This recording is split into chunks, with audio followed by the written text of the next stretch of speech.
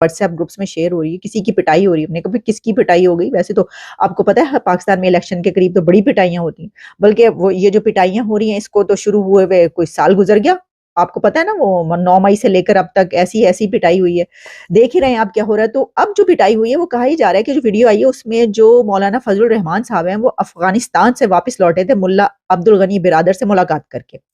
CTD Peshawar ने जमीयत उलमा इस्लाम के अमीर मौलाना फजलुर रहमान और ANP के रहनुमा अमल वली पर खुदकुश हमलों की साजिश नाकाम बनाने का दावा किया है। ऐसे इत्तलात आई है कि किसी शख्स ने, जो कि जाहिर बात है इंटरनेशनल ट्रैवल कर रहे थे एयरपोर्ट से, और मौलाना फजलुर रहमान साहब अफगानिस्तान का एक दौरा करके आए हैं, तो मौलाना साहब अपने बंदे बुंदे भी साथ रखते हैं। कौन कौन वहाँ मौजूद था, ये कुछ इन्फॉर्मेशन है हमारे पास, और इन दोनों जजेस के इस्तीफे से मुतल्लिक पसे पर्दा और हकायक क्या हैं। तो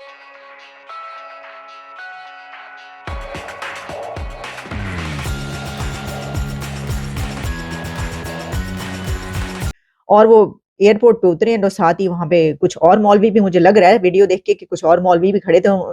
कुछ पता नहीं क्या हुआ है, किस किस्म का झगड़ा हुआ है, तो वहां पे हाथापाई शुरू हुई और मारपीट शुरू हो गई। कहा जा रहा है कि मौलाना फजलुर रहमान को पीटा गया, उनकी पिटाई हो गई।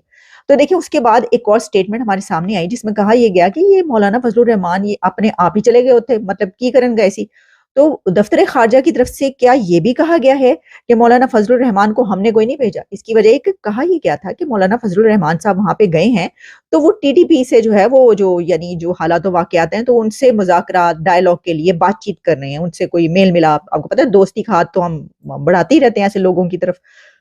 तो दफ्तर खारजा ने कहा है कि हम असी नहीं गलिया, हमने नहीं भेजा था, ये किधर से पहुंच गए वहां पे? हम तो किसी सूरत दहशतगर्दों से हम कोई डायलॉग करने के लिए तैयार नहीं है और हमने इनको भेजा नहीं, खुद ही चले गए। अगर तो ऐसा है तो फिर वो जो एयरपोर्ट पे पहुंचे हैं उनकी पिटाई हुई है, तो हो सकता है उसके अंदर कोई पिटाई करा दी गई हो, कोई हाथ किसी और का हो। इस वक्त पाकिस्तान की सियासी सिचुएशन में जो कुछ हो रहा है दैट इज अनबिलीवेबल रियली। यानी जिन्होंने अगला चीफ जस्टिस ऑफ पाकिस्तान बनना था, जस्टिस एजाजुल एहसन, उन्होंने रिजाइन कर दिया। एक के बाद एक जजेस ने जब रेजिग्नेशंस देने शुरू किए हैं तो जजों के इस्तीफों की लाइनें लग गई हैं। अब कोई कह रहा है कि पायन ये जो इस्तीफे हैं ये लिए गए हैं, ये उन्होंने कहा गया कि ठीक है आपने सही सीधे रास्ते से निकलना है, यहाँ से पतली गली से निकलना है तो इस्तीफा दे दें, यही बेहतर रहेगा।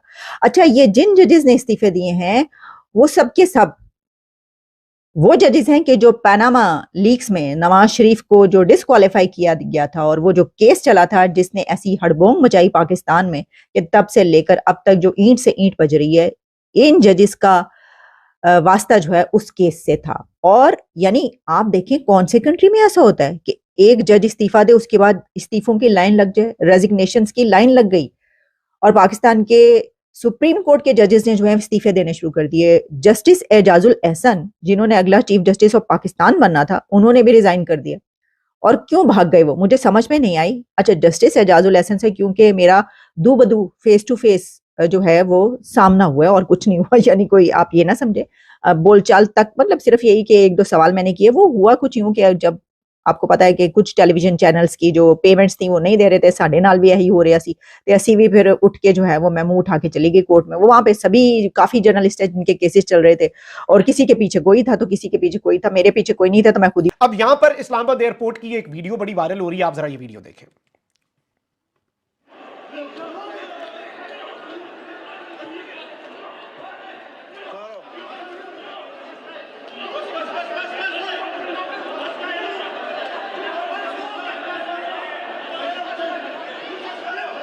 देखिए ना जिन्हें सियासी इख्तलाफात अपनी जगह, मुझे इस सब के ऊपर अफसोस इस बात का हुआ कि आप एक दीनी जमात हैं, आप दीन की बात करते हैं। हमारे नबी करीम सल्लल्लाहु अलैहि वसल्लम पर किसी लोग आवाज़ें कसते थे, गंदगी फेंक देते थे, कूड़ा करकट फेंक देते थे, लेकिन आप चले बात से भी जवाब दे दें, लेकिन फिजिकली आप इस तरह से असॉल्ट करें, ये किसी तरह से भी हमारे दीन के भी अंदर नहीं है। और मैं ये समझता हूं कि आवाज कसना, इसमें भी एक चीज होनी चाहिए। चले दूसरी साइड की भी बात कर लेते हैं। आवाज आप बिल्कुल दायरा अदब में रहते हुए आवाज कसें, लेकिन फिर भी इसका राइट किसी भी तरह से नहीं दिया जा सकता। यही लोग होते हैं, ये जब किसी वेस्टर्न मुल्क में जाते हैं वहां पर ये किस तरह से चुप करके बैठते हैं। आपके सामने जनरल बाजवा तक जैसा बंदा, जो कि कुछ महीने पहले तक आपको पता है क्या था मुल्क के अंदर, और जब वो फ्रांस गया तो फ्रांस के अंदर जनरल बाजवा के साथ क्या कुछ हुआ। हम सब ने देखा। तो ये सारी चीजें मैं समझता हूं अफसोसनाक हैं और मुल्क के लिए एज अ होल मैं समझता हूं कि ये अच्छी नहीं है। और ये एक इलेक्टोरल प्रोसेस जो है उसमें भी फिर मैं समझता हूं कि इसमें इस तरह से बहुत से हर्डल्स जो हैं वो आ जाते हैं। और ये चीजें जो हैं इनकी सियासी जमातों को मजम्मत करनी चाहिए।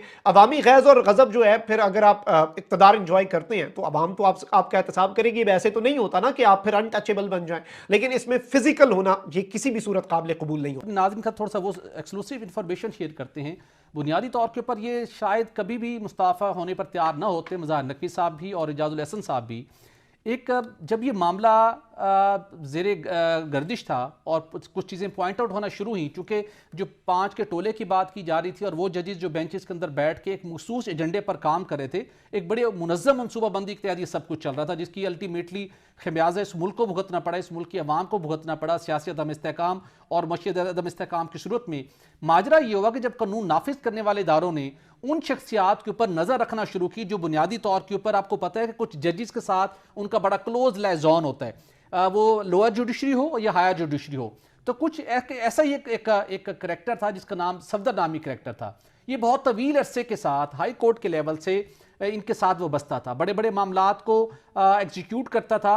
और जो मज़ाहिर नकवी साहब के जितने एविडेंस हासिल किए गए बहुत आसानी के साथ, जब उसके ऊपर हाथ डाला गया कानून नाफिज करने वाले इदारों में, उसको बिल्कुल मंजर से गायब किया गया, सेफ कस्टडी में रखा गया।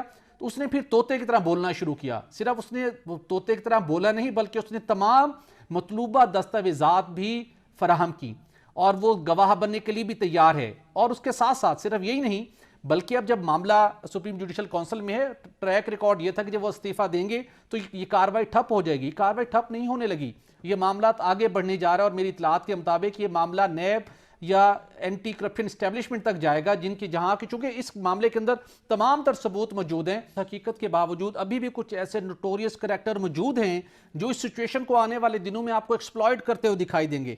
वो मनसूबा साज जिन्होंने सारा ये सिस्टम बनाया था और नाकाम हो गए 10-15 साल में इसको इंप्लीमेंट करने के अंदर, उन्होंने आज दोबारा सेनेट के अंदर इलेक्शन मुलतवी कराने की करारदाद जमा कराई, नाकाम होंगे। आगे सुन लीजिए इसकी कुछ और इंफॉर्मेशन।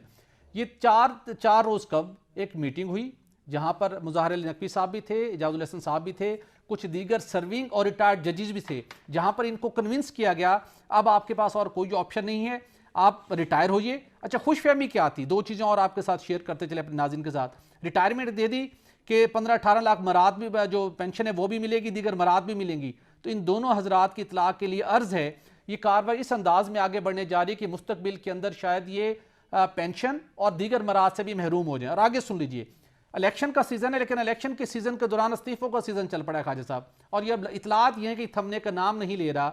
इस्लामाबाद हाई कोर्ट से भी इतलात इस किस्म की आई हैं, उसके साथ साथ पिशावर और लाहौर से भी आने वाले दिनों में कुछ इस्लामाबाद, लाहौर, पिशावर, यहाँ से कुछ ऐसी मजीद इतलात आ रही हैं कि वो जो रिटायर्ड साहिबान हैं, जजी साहिबान हैं, जिनका पास्ट के अंदर जिन्होंने बड़ा लीडिंग रोल प्ले किया, वो ये चाह रहे हैं कि हम इसको एक कानूनी और आईनी बहरान की तरफ लेके जाएं, एक ऐसी मूव बना दें। सितम ज़रीफ़ी ये है कि जितने ये किरदार हैं जो सारे इस गेम में मजमूम खेल के अंदर इन्वॉल्व थे, वो और उसके साथ जो उनके मोहरे थे, इन सब के आप देख लें तो इनके असासे बाहर हैं, इनके बच्चे बाहर हैं, इनका सारे सेटअप बाहर हैं। और खोखले जड़ें जो खोखली कर रहे हैं उस मुल्क की कर रहे हैं। इस मुल्क के नौजवानों के मुस्तकबिल के साथ इन लोगों ने खेलने की कोशिश की जब यहाँ पर अब ये पकड़े गए हैं। लेकिन खाली सब सवाल ये है, जहाँ पर पहले भी हम बात करते हैं, आपने भी माजी के अंदर इस मामले को उठाया कि जो हाई कोर्ट के अंदर और सुप्रीम कोर्ट में जजेस की अपॉइंटमेंट का जो तरीक़ेकार है, जो बुनियाद बेसिकली हाई कोर्ट से रखी जाती है, आप ये जहाँ पे आके जो सारी हकीकतों से पर्दा उठ गया है, जो पोलिटिकल इन्वॉल्वमेंट है, जो पोलिटिकल एफिलेशन है, क्या इसका रोकने का वक्त नहीं आ गया?